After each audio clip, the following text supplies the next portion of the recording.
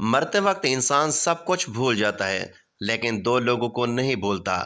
نبی کریم صلی اللہ علیہ وآلہ وسلم نے فرمایا، جب انسان کی روح نکل رہی ہوتی ہے تو وہ شخص ان دو لوگوں کو بہت یاد کرتا ہے۔ مرتے وقت انسان سب کچھ بھول جاتا ہے لیکن ان دو لوگوں کو نہیں بھولتا۔ وہ دو لوگ یہ ہیں۔ بسم اللہ الرحمن الرحیم۔ اللہ تبارک و تعالیٰ نے قرآن مجید میں موت کو اجل سے تعبیر کیا ہے۔ اجل کے معنی ہے کسی چیز کا مقررہ وقت جو کسی قیمت پر نہ ٹلے۔ موت ایک ایسی حقیقت ہے کہ جس سے انکار کسی کے لیے بھی ممکن نہیں ہے۔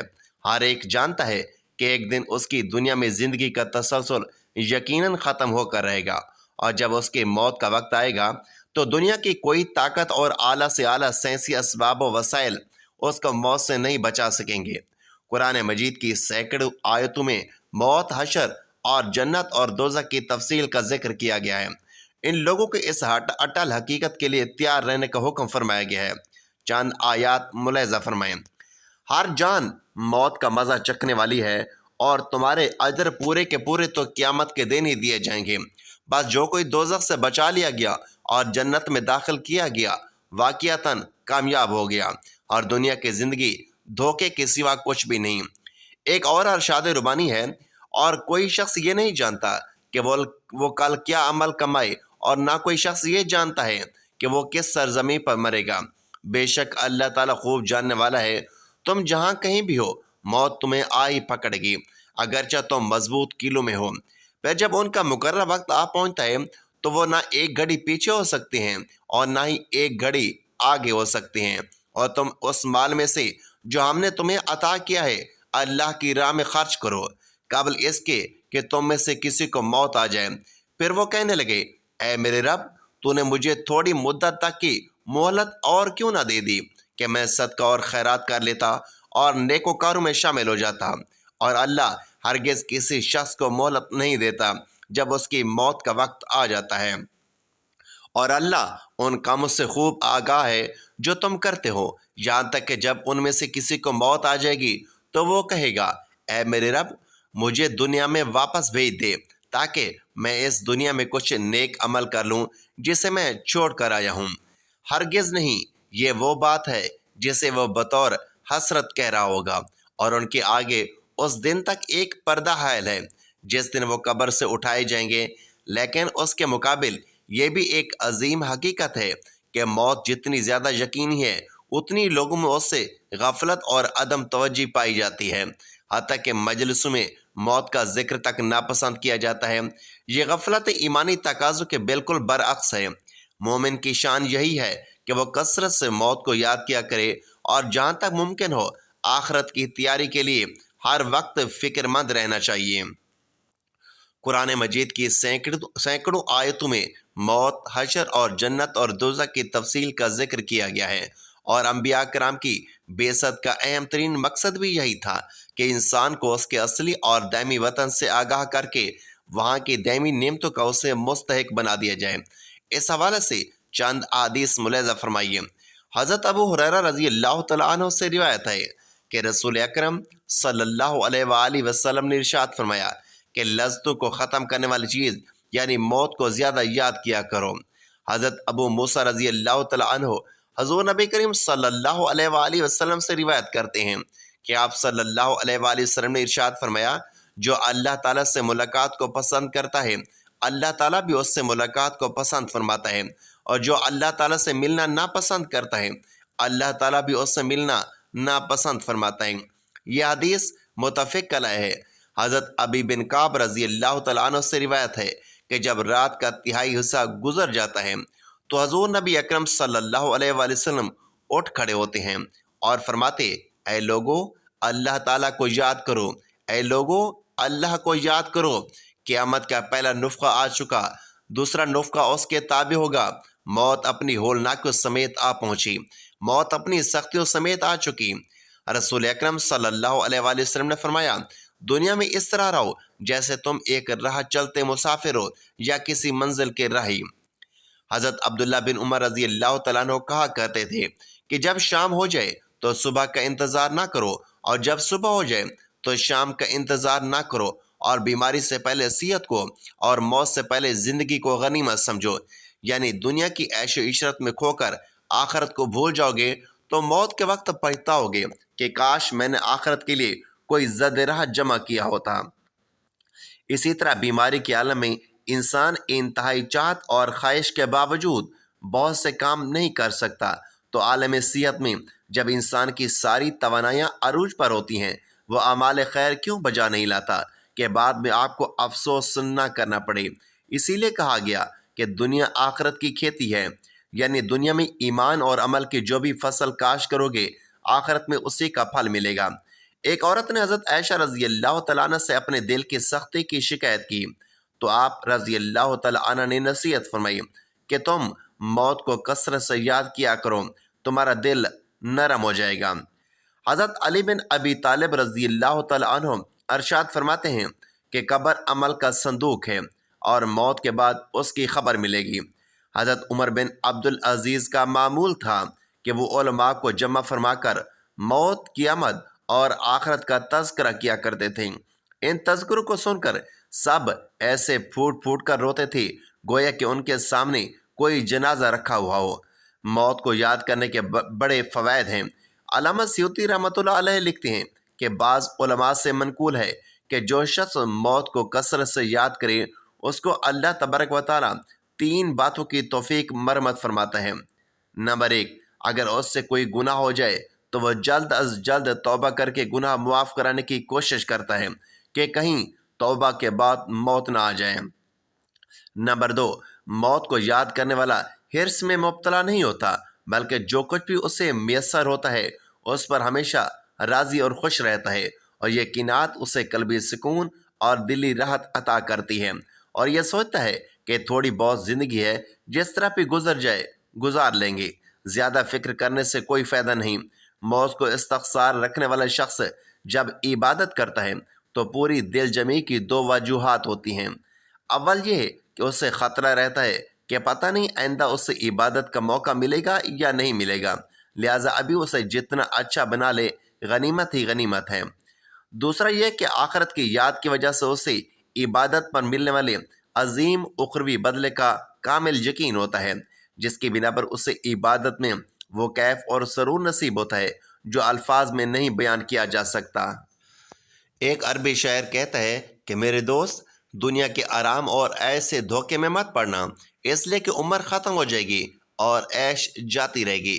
جب تم کسی جنازے کو اٹھا کر قبرستان لے جاؤ تو یہ یقین کر لینا کہ اس کے بعد تمہیں بھی ایسے ہی اٹھا کر لے جایا جائے گا۔ الغرض، قرآن اور حدیث میں موت اور ما بعد الموت کے احوال، احوال معشر، میزان عدل کا بیان، جزا اور سزا کا نفاذ، جنت اور جہنم کے احوال اور ان میں داخلہ تفصیل کے ساتھ بیان فرمائے گئے ہیں۔ ان کا مذاق کے طور پر ذکر کرنا قرآن اور حدیث میں بیان کردہ غیبی حقیقتوں کے معنی کے متصادم ہے۔ آخرت کے تصور کو مردہ فکر سے تعبیر کرنے کا کوئی مسلمان تصور بھی نہیں کر سکتا۔ اللہ تعالیٰ کا ارشاد ہے، اور دنیا کی یہ زندگی تو صرف کھیل اور تماشا ہے، اور بے شک آخرت کا گھر ہی اصل زندگی ہے اگر وہ جانتے۔ ناظرین، مرنے کے بعد انسان قبر میں کیسے اور کتنے دن بعد ختم ہوتا ہے؟ سائنس کی نظر میں تدفین کے 1 دن بعد، یعنی ٹھیک 24 گھنٹے کے بعد، انسان کی آنتوں میں سے ایسے کیڑوں کا گروہ سرگرم عمل ہو جاتا ہے جو مردہ کے پاخانے کے راستے سے نکلنا شروع ہو جاتا ہے۔ ساتھ ہی ایسی ناقابل برداشت بدبو نکلنا شروع ہو جاتی ہے جو تمام حشرات الارض کو خبر دیتے ہیں۔ یہ اعلان ہوتے ہی بچھو اور تمام کیڑے مکوڑے انسان کے جسم کی طرف حرکت کرنا شروع کر دیتے ہیں اور انسان کا گوشت کھانا شروع کر دیتے ہیں۔ تدفین کے 3 دن بعد سب سے پہلے ناک کی حالت تبدیل ہونا شروع ہو جاتی ہے۔ 6 دن کے بعد ناخن گرنا شروع ہو جاتے ہیں۔ 9 دن کے بعد بال گرنا شروع ہو جاتے ہیں۔ انسان کے جسم پر کوئی بال باقی نہیں رہتا اور پیٹ پھولنا شروع ہو جاتا ہے۔ 17 دن بعد پیٹ پھٹ جاتا ہے اور دیگر اعضاء باہر آنا شروع ہو جاتے ہیں۔ 60 دن کے بعد مردے کے جسم سے سارا گوشت ختم ہو جاتا ہے۔ انسان کے جسم پر بوٹی کا ایک ٹکڑا باقی نہیں رہتا۔ 90 دن بعد تمام ہڈیاں ایک دوسرے سے جدا ہونا شروع ہو جاتی ہیں۔ 1 سال بعد ہڈیاں بوسیدہ ہو جاتی ہیں اور بالآخر جس انسان کو دفنایا گیا تھا اس کا وجود ہی ختم ہو جاتا ہے۔ عام طور پر یہ تصور کیا جاتا ہے کہ زندگی کے آخری لمحات میں ایک ایسی جنگ سے چل رہی ہوتی ہے۔ انتقال کرنے والے شخص کا چہرہ دیکھنے پر ایسے لگتا ہے جیسے وہ سو رہا ہو۔ چہرے پر بہت عام تاثرات ہوتی ہیں۔ ایسے لگتا ہے کہ موت کا عمل آخری سانس لینے سے ایک ہفتہ قبل شروع ہو جاتا ہے۔ اس دوران صحت متاثر ہونے لگتی ہے، جسم کمزور پڑنے لگ جاتا ہے، چلنے پھرنے میں دشواری پیش آنے لگتی ہے اور غنودگی طاری رہتی ہے۔ آخری لمحات میں کھانا پینا مشکل ہونے لگتا ہے اور کسی شخص میں طاقت نہیں کہ خدا کے حکم کے بغیر مر جائے اور اس نے موت کا وقت مقرر کر رکھا ہے۔ اور جو شخص دنیا میں اپنے اعمال کا بدلہ چاہے اس کا ہم یہی بدلہ دیں گے، اور جو آخرت میں طالب ثواب ہو اس کو وہاں اجر عطا کریں گے، اور ہم شکر گزار کو عنقریب بہت اچھا صلہ دیں گے۔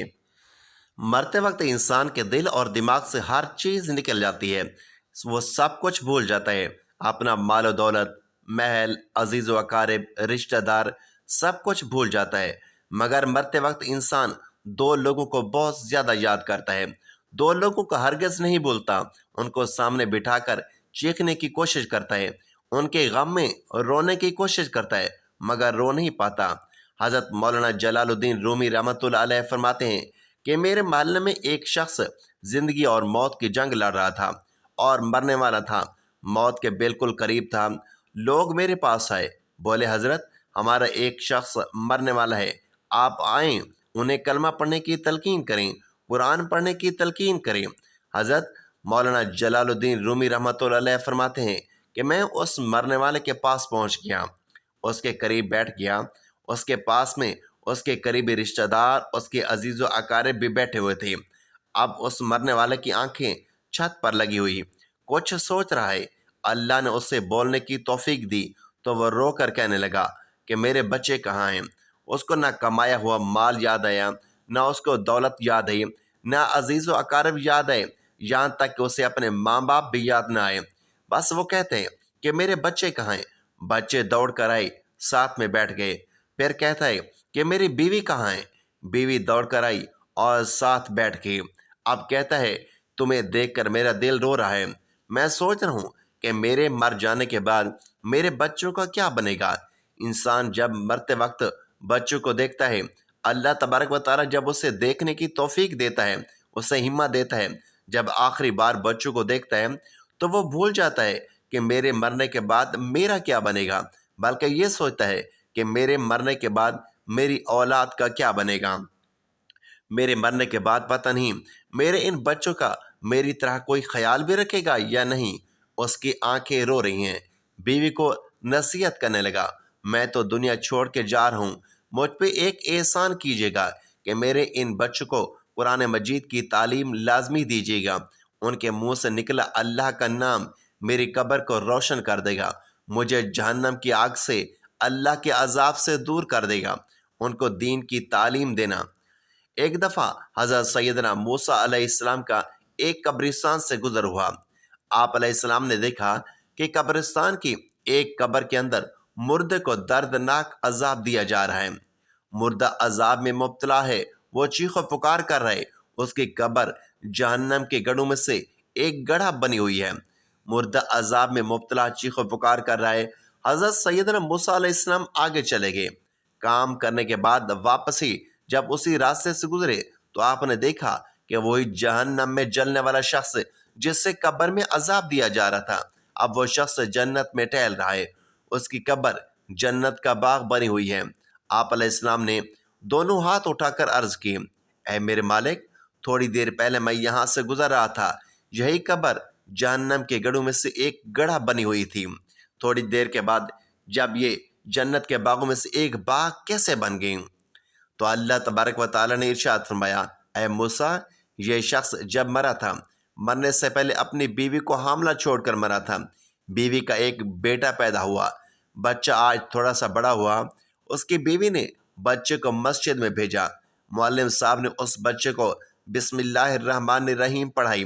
جب اس کے بچے نے بسم اللہ پڑھی تو موسیٰ مجھے حیا آئی کہ کسی کا بچہ میرا نام لے اور میں اپنا نام لینے والے کے باپ کو جہنم میں ڈالوں، یہ میری رحمت گوارا نہیں کرتی۔ اس لیے ہمیں چاہیے کہ اپنے بچوں کو قرآن مجید کی تعلیم دیں۔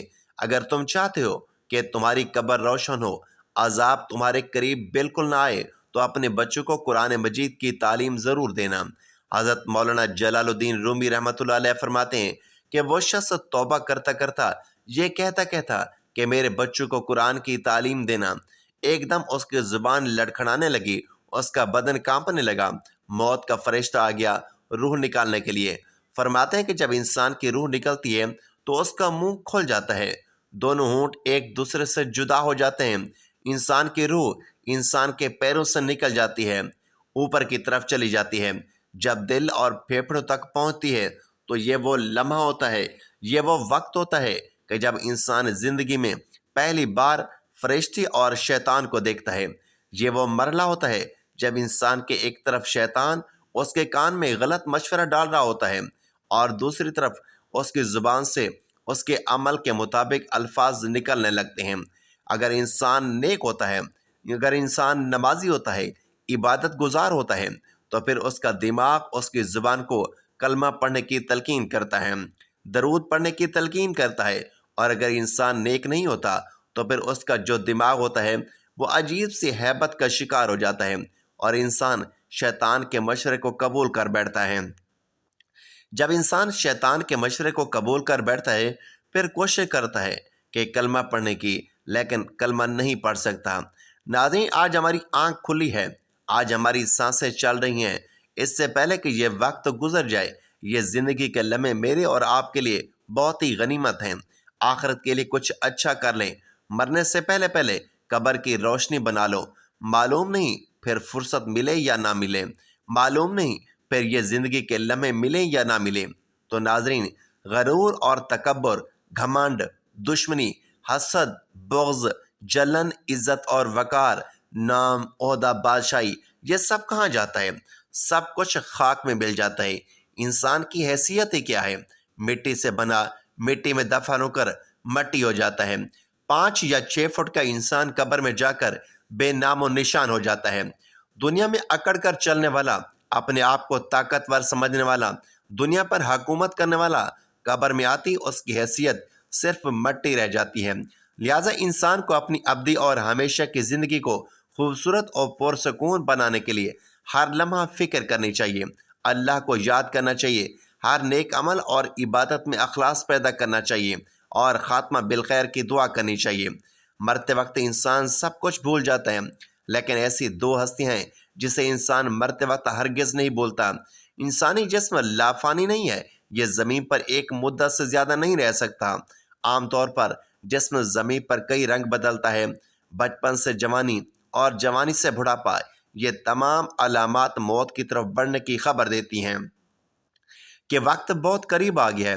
ایسے موقع پر محبت کرنے والے کو چاہیے کہ وہ جسم کو تنگ نہ کرے اور اسے کوئی ذہنی یا جسمانی تکلیف نہ پہنچائے، تاکہ روح کے جسم سے جدا ہونے کا یہ عمل آسان ہو جائے۔ مرنا ایک ایسا عمل ہو سکتا ہے کہ جس کے دوران جسم زندگی کو جانے دیتا ہے۔ یہ عمل مختلف لوگوں کے درمیان مختلف ہو سکتا ہے۔ جب لوگ مر رہے ہوتے ہیں تو جسم کا نظام آہستہ آہستہ کام کرنا چھوڑ دیتا ہے، دل کی دھڑکن ہلکی ہو جاتی ہے اور دوران خون کے کم ہو جانے کی وجہ سے دماغ اور باقی اعضاء کو کم آکسیجن ملتی ہے، جس کی وجہ سے دماغ صحیح طور پر کام نہیں کر پاتا۔ اس کے علاوہ مرنے والے شخص کی سوچنے اور سمجھنے کی صلاحیت ختم ہو جاتی ہے۔ اگر آپ نے موت کو گلے لگاتے کسی شخص کو کبھی دیکھا ہو تو آپ نے بھی غور کیا ہوگا کہ ایسا لگتا ہے جیسے اچانک اس کے چہرے پر سکون آ گیا ہو، لیکن اس دوران آخر اس کے دماغ میں کیا کچھ چل رہا ہوتا ہے؟ انتقال کرنے کے بعد شخص کا چہرہ دیکھ کر یوں لگتا ہے جیسے وہ سوچ رہا ہو۔ چہرے پر بہت عام تاثرات ہوتے ہیں۔ میرے اور ایک رشتہ دار انتقال کرنے کے قریب بہت تکلیف میں تھے، لیکن مرنے کے بعد ان کا چہرہ چمک رہا تھا اور اچانک ایسے لگنے لگا جیسے وہ بہت خوش ہو۔ ناظرین، عام طور پر یہ تصور کیا جاتا ہے کہ زندگی کے آخری لمحات میں ایک جنگ سی چل رہی ہوتی ہے۔ انتقال کرنے والے شخص کا چہرہ دیکھ کر یوں لگتا ہے جیسے وہ سو رہا ہو۔ چہرے پر بہت عام تاثرات ہوتے ہیں۔ ایسے لگتا ہے کہ موت کا عمل آخری سانس لینے سے 1 ہفتہ قبل شروع ہو جاتا ہے۔ اس دوران صحت متاثر ہونے لگتی ہے، جسم کمزور پڑنے لگتا ہے، چلنے میں دشواری پیش آتی ہے اور غنودگی طاری رہتی ہے۔ آخری لمحے میں کھانا پینا مشکل ہونے لگتا ہے اور کسی شخص میں طاقت نہیں کہ خدا کے حکم کے بغیر مر جائے۔ اس نے موت کا وقت مقرر کر کے لکھ رکھا ہے، اور جو شخص دنیا میں اپنے اعمال کا بدلہ چاہے اس کو ہم یہیں بدلہ دیں گے، اور جو آخرت میں طالب ثواب ہو اس کو وہاں اجر عطا کریں گے، اور ہم شکر گزار کو ان قریب بہت ہی اچھا صلہ دیں گے۔ مرتے وقت انسان کے دل و دماغ سے ہر چیز نکل جاتی ہے، انسان سب کچھ بھول جاتا ہے، اپنے مال اور دولت، محل، عزیز و اقارب، رشتہ دار، سب کچھ بھول جاتا ہے، مگر مرتے وقت انسان دو لوگوں کو بہت زیادہ یاد کرتا ہے۔ وہ دو لوگوں کو ہرگز نہیں بھولتا، ان کو سامنے بٹھا کے چیخنے کی کوشش کرتا ہے، ان کے غم میں اور رونے کی کوشش کرتا ہے، مگر وہ نہیں رو پاتا ہے۔ انسان جب مرتے وقت بچوں کو دیکھتا ہے، اللہ تعالیٰ جب اسے دیکھنے کی توفیق دیتا ہے، ہمت دیتا ہے، جب آخری بار بچوں کو دیکھتا ہے تو وہ یہ بھول جاتا ہے کہ میرے مرنے کے بعد میرا کیا بنے گا، بلکہ وہ یہ سوچتا ہے کہ میرے مرنے کے بعد میری اولاد کا کیا بنے گا، میرے مرنے کے بعد پتہ نہیں میرے ان بچوں کا میری طرح کوئی خیال بھی رکھے گا یا نہیں۔ اس کی آنکھیں رو رہی ہیں۔ بیوی کو نصیحت کرنے لگا کہ میں تو دنیا چھوڑ کے چلا جا رہا ہوں، مجھ پہ ایک احسان کیجیے گا کہ میرے ان بچوں کو قرآن مجید کی تعلیم لازمی دیجیے گا۔ ان کے منہ سے نکلا اللہ کا نام میری قبر کو روشن کر دے گا، مجھے جہنم کی آگ سے، اللہ کے عذاب سے دور کر دے گا۔ ان کو دین کی تعلیم ضرور دینا۔ ناظرین، اللہ پاک سے دعا ہے کہ اللہ پاک ہم سب کو نیک عمل کرنے کی توفیق عطا فرمائے اور ہمیں مرتے وقت کلمہ پڑھنا نصیب فرمائے۔ آمین یا رب العالمین۔ ناظرین، ویڈیو اچھی لگے تو ویڈیو کو لائک کریں، دوستوں میں شیئر کریں، چینل کو سبسکرائب کریں تاکہ اس طرح کی سبق آموز اور معلوماتی ویڈیو روزانہ کی بنیاد پر آپ کو ملتی رہیں۔ اگلے ویڈیو تک کے لیے اجازت دیجیے۔ اللہ حافظ۔